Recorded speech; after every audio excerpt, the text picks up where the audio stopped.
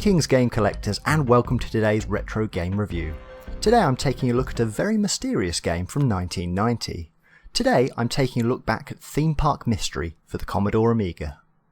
It's not often that you discover a game like Theme Park Mystery. It's a game that transcends multiple game genres and has a real fourth wall breaking feel to it. I think it's probably best that I start off with the back cover and the synopsis of the game. Welcome to the Pleasure Dome. What sinister power has forced the Magic Canyon theme park to close down? Why does the mere mention of its name send shudders down your spine? What terrible secret drove its former owner mad? You're the inheritor of this mysterious Pleasure Dome. Only you can find the answer. Step through the creaking turnstile, board the mystery train and experience a fantastic journey through 4 entirely different zones: Dreamland, Dragonland, Futureland and Yesterdayland. With outstanding visual effects, sinister sound and infernal plot, this is one mystery you'll never forget. Surviving it is an achievement, solving it is the most challenging part of all. Once you've stepped through the gates, there's no going back. So right from the start, you can see that there's a sinister edge to this game. The box art on the UK release is rather interesting. It's actually a great example of pointillism, where the image is made up of individual dots and small brush strokes to create the large image when you step back. There's also a promotional sticker for Great Escapes, just to mess with collectors. Do I peel it off and risk the box damage, or leave and cover up the artwork? The eternal dilemma of the retro collector. There's something inherently creepy about abandoned theme parks, and I think that the cover really manages to capture this. The rear of the box gives the standard blurb and screenshots. It certainly looks appealing and an interesting game from the outside. If I saw this on the store shelf, I'd certainly pick up the box just for a bit of a closer look. Inside the box you get good quality foam padding, a technical sheet to get you up and running, a printed game disc and also the much promised Great Escapes promotional coupon. Collect 5 of these and you'll get 2 nights of free accommodation at over 200 hotels around the UK. More of this at a later date. Needless to say though, I can probably go on a holiday in 1990 with some of the rest of my collection. The pinnacle of the box contents though is undoubtedly the manual. Now this took me a little bit by surprise. From the outside it's very standard, the same box art on the cover and of course that cut-out promotional coupon. Look inside the manual though and prepare for a rather dark turn. The manual opens up to a history of the fairground. Theme parks and fairgrounds have long provided supernatural backdrops for novelists and filmmakers. One of the key elements in Stephen King's The Dead Zone is a Wheel of Fortune, randomly spinning, serving as a metaphor for fate's unseen twists. There are more fairground related movie references here, and I find this an interesting way to start off the manual.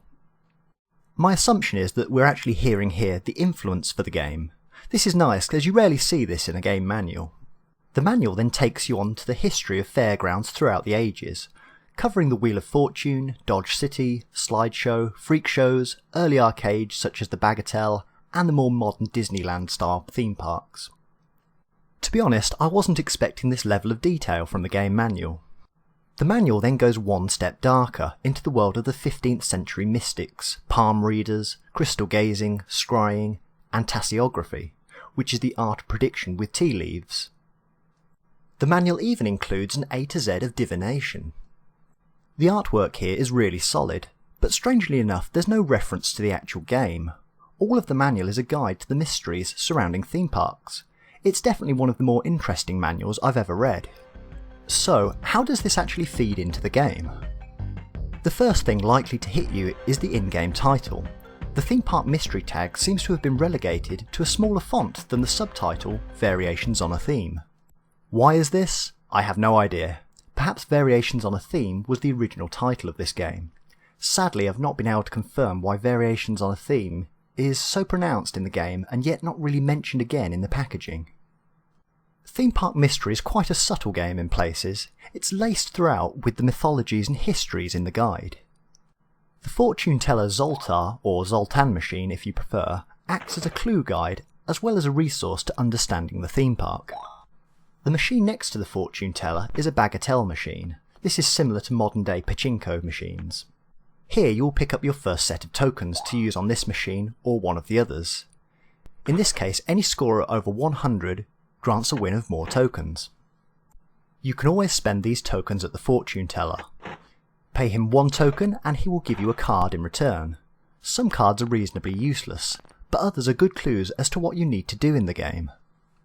Having obtained your ticket to Dragonland, you can use the monorail.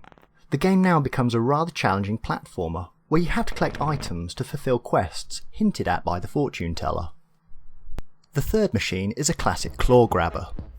As the band members rotate around the machine, you'll notice that one of them has a flashing hat.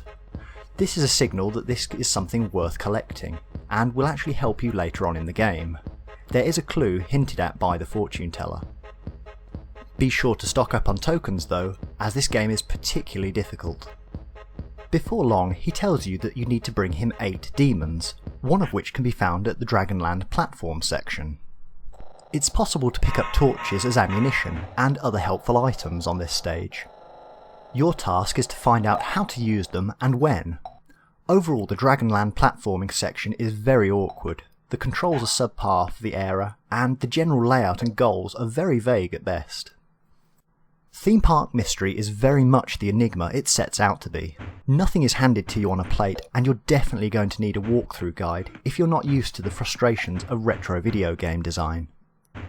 You're going to have to work out that you need to collect the cogs to repair the Dragonland ride, the sleeping potion to get to Dreamland, collect the keys to open the boxes, and use the snakes and ladders to progress.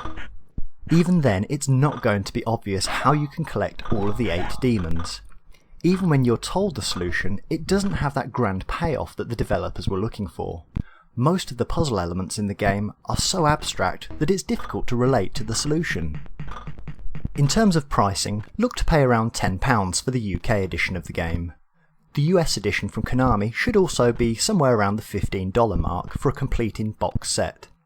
It's also worth noting that the UK and US editions did originally contain an extra poster. It's worth grabbing if you can get hold of one. The US and UK box art does differ. I'm obviously more familiar with the UK edition, but I have to admit the US cover captures the more sinister aspects of the game just that little bit better. So, can I recommend Theme Park Mystery for your collection? It's a yes with a few caveats. Firstly, you have to be interested in unusual themed retro games. Coming to this game as a more modern gamer is likely to throw you a little bit out. It's difficult, ambiguous and initially challenging, and it's going to be difficult for you to see the appeal. I played Theme Park Mystery back in the day though, so I'm a bit more open to the concept. Personally, I like slightly jaunty, off-grid games, so Theme Park Mystery is worth the relatively low asking price. From my research, this was the only game from Joined Up Writing Software. Interestingly, at present there isn't even a Wikipedia page for Theme Park Mystery itself. It's very much like the scene from Big where Tom Hanks goes back to find the fortune teller machine, but the funfair has moved on. Theme Park Mystery seems to be one of those games that has fallen through the cracks of time. I think there's probably a few collectors out there, and even more people that have played the game, but slowly over time, it's become a forgotten memory. I'd go as far as saying that Theme Park Mystery is a unique game. It's not groundbreaking in terms of graphics, sound, or gameplay. What it is though is a relic from a bygone gaming era, a time littered with gaming oddities if you knew how to find them. For that reason alone, I'm pleased to have it in my collection. If you know a little more about the game development, let me know in the comments. In years to come, I have a feeling that this game may be rediscovered by a new generation of gamers, looking for that something special.